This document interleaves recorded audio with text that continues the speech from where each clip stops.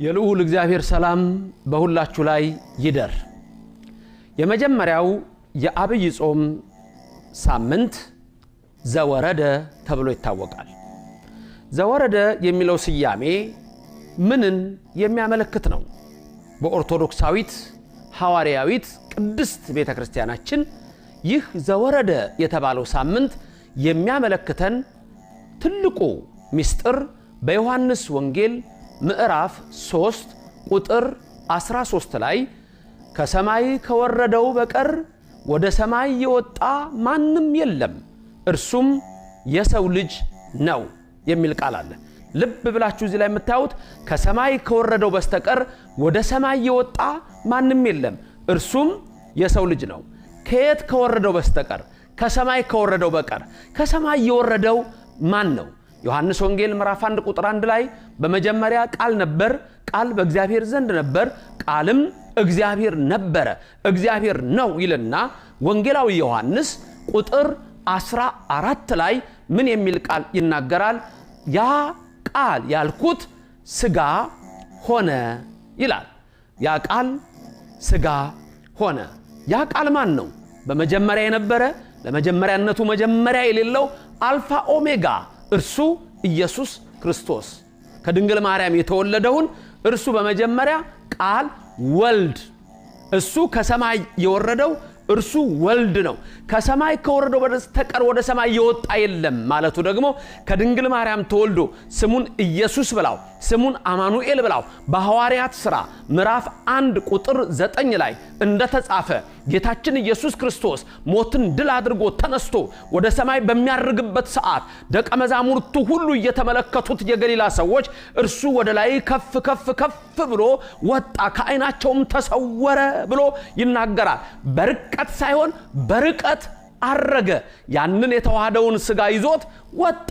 ስለዚህ እንሆ ይህንን ሳምንት ዘወረደ ተብሎ ሲጠራ የመጀመሪያው ሳምንት በዚህ ሲሰየም እግዚአብሔር ከሰማይ ወረደ፣ ከድንግል ማርያም ተወለደ።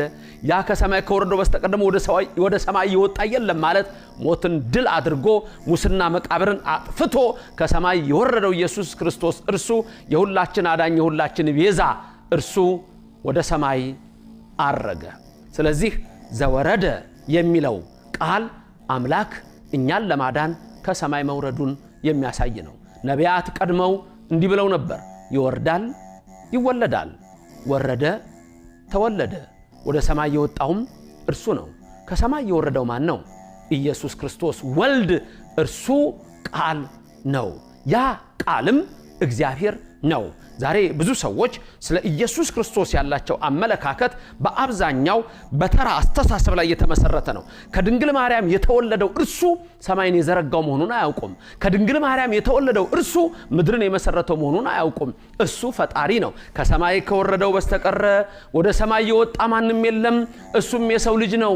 የሰው ልጅ ነው ማለቱ ከድንግል መወለዱን ነው።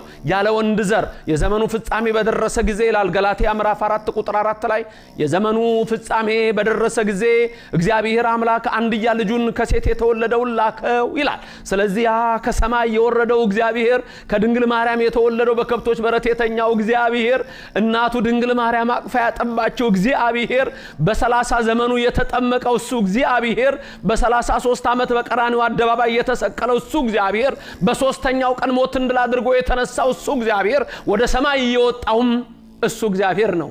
የሰው ልጅ የተባለው ከድንግል ስለተወለደ ነው። እሱ ዘላለማዊ አምላክ ነው።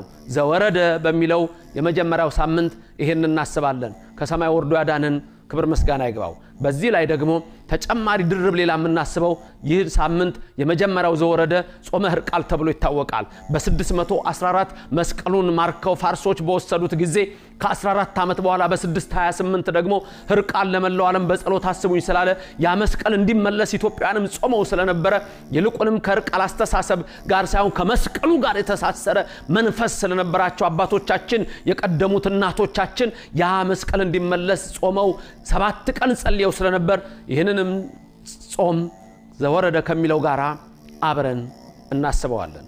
ከሰማይ የወረደው ኢየሱስ ክርስቶስ ነው። እርሱ እግዚአብሔር ነው።